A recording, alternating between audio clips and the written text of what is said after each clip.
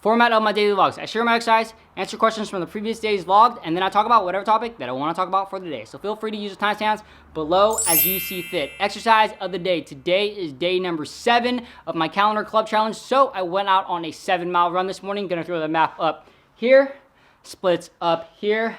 7 days down, 24 more days to go.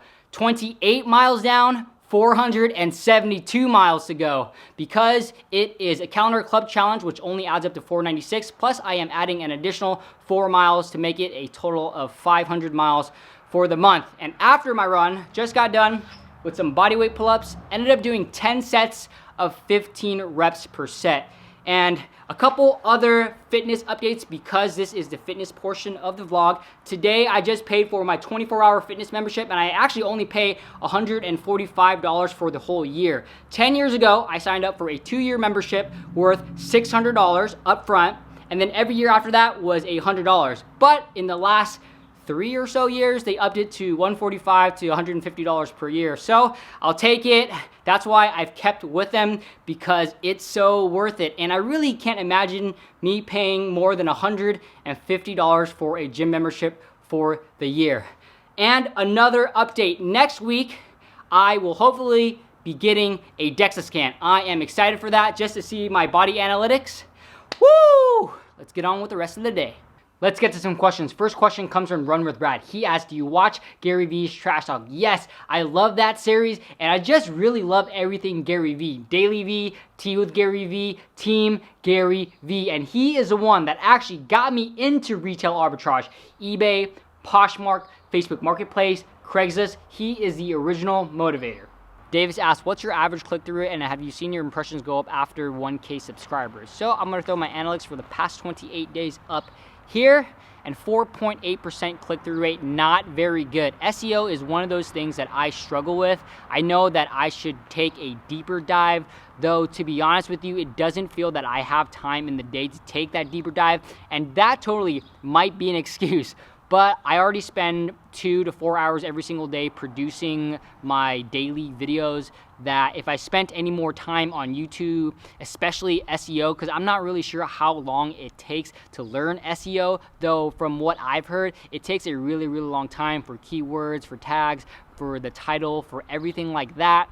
And yeah, once I get done with the video, I just want to push it out, because at that point, I've already spent 4 hours, and that's not even including commenting, that's not even include cold outreach and everything like that. So that's why it's a little low. If you have any resources for me, Davis, or anyone in my community, please let me know down in the comments below. In terms of my impressions, I looked back on the past 14 days or so, and it seems like I'm around 3K to 4K impressions. Corey asks, what do you think about mastering the 5K as the healthiest distance to promote a lifetime of good health?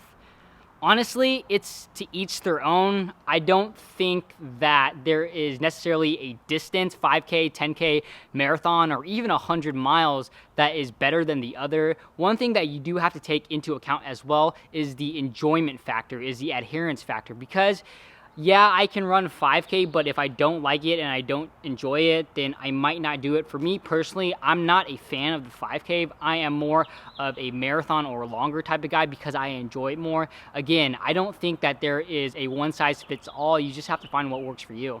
Drew asked, where did you take the real estate classes to get ready for the California exam? I actually took the course through Keller Williams online self-study, and if you didn't know about Keller Williams, I believe they are one of the biggest firms in the country, and the founder of Keller Williams is Gary Keller, or one of the founders. Gary Keller is also an author, and he wrote The One Thing, and if you haven't read The One Thing, it is an amazing book, one of my favorite self-development books. Highly recommend. Miles B. Running asked, what was a book that you recommended yesterday? So yesterday I spoke about when someone thinks something about you or says something to you, whether that's good or bad, you are a terrible person, oh, that dress looks really great on you. It's actually more of a reflection on them and not of you. So you really can't take what they say to heart, whether that's good or bad. And the book is The 4 Agreements by Don Miguel Ruiz. Sean asked, as a small YouTuber, what other small YouTubers do you really enjoy watching? There are a ton of small YouTubers that I really enjoy watching. I really enjoy watching people that I personally come to know, even just a little bit through the comment section, and we've interacted just a little bit. I feel for me, it's a lot easier to support someone because I want to support them if I know them a little bit. And it really doesn't even matter the size of the channel. They can be 5,000, 10,000, or they can be less than 100. For me, it really doesn't matter. And I actually think there are gems in terms of great small YouTubers. For example, my friends over at Hatch Vacay, I'm gonna put their channel right here. They are a travel couple, and right now they are living in Korea. I feel like when I watch their vlogs, I'm there with them, and it's helping me relive those days in Korea because they're eating all the good food, and it makes me not want to be a vegetarian, and they're eating manju, and it just feels like I'm there with them. Another channel that I've really come to like is Inner Core Ari. I'm gonna put her channel right here. She does a lot of cinematic type of short films, and I really just like her message and everything that she's about. And I think she recently started just a few months ago, but we connected a few weeks ago, and I'm really loving all of her content so far. CL Furlong asks, would you ever consider a sponsor? If you could have a sponsor for the video, what would you think would be a good fit? Yeah, one of the goals of this channel is to get sponsored eventually, though it would have to be a company and a product that I actually use. Like, I'm not going to use your product just because you're my sponsor. It would have to be something that aligns with my goals, something that aligns with my values, and really just something that I use frequently.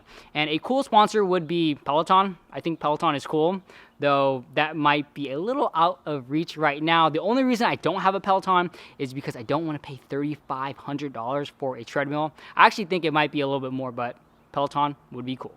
My creatine homie at Fitness For You asks, have you ever thought about taking us on one of your runs? Yes, I want to take you all on one of my runs. I really just have to figure out the logistics because I'll be holding the GoPro Hero 8 in one hand, the phone in the other, so that I can read what you all are saying and respond to it. And it might just look a little bit funky, though that's something definitely in the works. Joshua recently started running again, and he says that he's been pulling the arch of his foot. Any ideas of what he can try out? Honestly, this is outside of my wheelhouse and expertise. I don't feel comfortable recommending you something because I'm not a doctor or a physical therapist.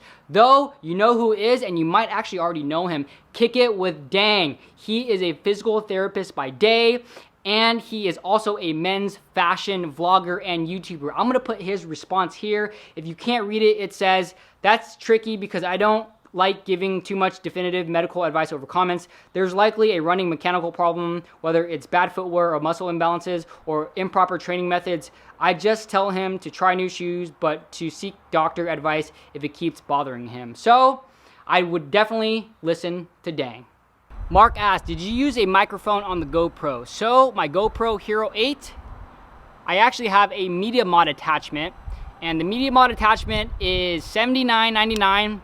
but it is super worth it. The quality of the sound that comes from the shotgun mic is very crisp in my opinion. And also, if you want to get even better sound, there is a jack and you can attach an additional mic. So if you have a GoPro Hero 8, I highly recommend the media mod attachment. Day number 3 of this walk and talk vlog style experiment, and already so many lessons learned. Lesson number 1, do not use my Canon M50 when I have a GoPro Hero 8. The Hero 8 is lighter, it has image stabilization, and also my Rode Mic Go just broke. I snapped it off on accident. It was stupid. I left it on the bed and I was reaching back to grab the camera, fell off the bed, and the mic snapped off. But the mic still works, it's just not attached. Lesson number 2 that I've learned, make sure to wipe the lens of the GoPro Hero 8, because yesterday there was a sunspot, or not a sunspot, but a spot on the lens. And it's just really annoying because I felt that the shots were a little ugly. Lesson number 3, the sun can make or break you. I gotta make sure that the sun is in front of me and not behind me. If it's behind me, create sunspots, and the shots are really ugly. Lesson number 4, have a topic, stay on topic, and try my best not to ramble. So 4 lessons that I've learned in 3 days. I think that's pretty good. So hopefully these get a little bit better and I get a little bit better at them. And today, topic of the day is something that goes hand in hand with yesterday's topic of asking, not being afraid to ask. I think one other skill that's very, very important that I learned the same time that I learned how to ask is resourcefulness. And how do you really teach resourcefulness of, if you don't know, you got to figure it out. Or if you don't know, you got to be comfortable figuring it out, or being comfortable being uncomfortable, and you got to figure it out. And I'll tell you the secret to answer 95% of your questions. The secret is Google. And I think they just go hand in hand, just because, you know, if you don't know, then you have to rely on your resources. And that's one of the first things that I do, is when I don't know an answer to something, I'll either 1, Google it, or 2, ask someone that I know is knowledgeable in that space.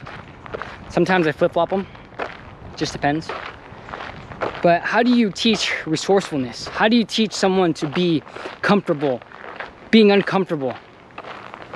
And I learned this skill because as a recruiter, you have to be very resourceful, I think anyways. And this skill is so applicable in all parts of my life. And because I've learned this skill to be resourceful, I feel that my life has gotten better and a little bit easier in all ways. And going back to how I learned this, when I was first trained as a recruiter, shout out to you, Mike, for training me correctly, I would always ask him, not necessarily dumb questions, some of them were dumb, probably. And people say that there's no such thing as a dumb question, but a lot of the times you can figure it out by being resourceful. Just Google it. Or if you don't know, try to find out another way. And when I didn't know the answer to things, I would ask Mike. And Mike would be like, no, I'm not going to tell you. I was like, why? Dude, you know the answer. Why don't you just tell me? It'd be way faster and way easier.